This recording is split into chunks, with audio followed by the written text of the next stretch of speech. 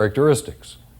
Let's start with mechanical traps, those that respond directly to the density difference between steam and condensate.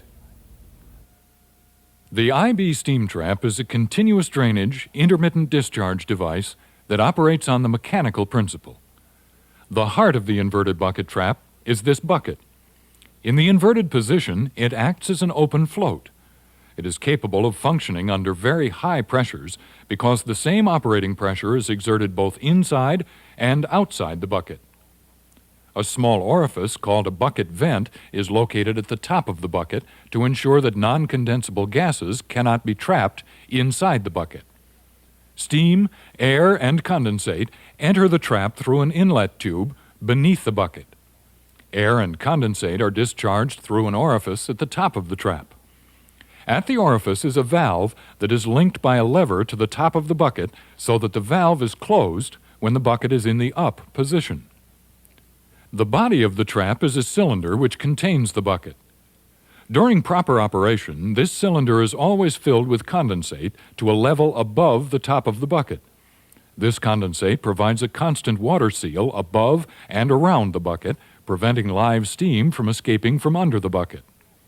Finally, in the cap of the body is a space above the water seal where any non-condensable gases which have passed through the bucket vent will collect while the valve is closed.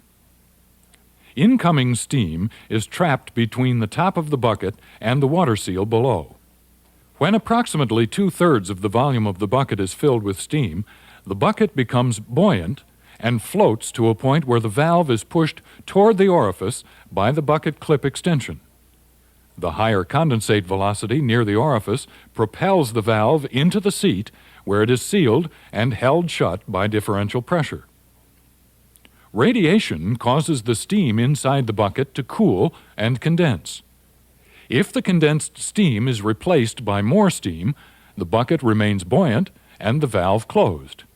However, when enough steam has been condensed by radiation and is displaced by entering condensate so that only 1/3 of the bucket volume contains steam, the bucket loses buoyancy.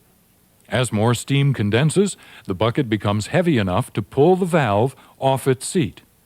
With the discharge valve open, condensate flows down around the bottom of the bucket and out through the discharge port.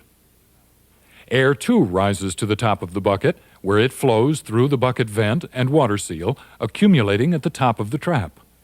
When the valve opens, the air is pushed out of the trap ahead of the condensate.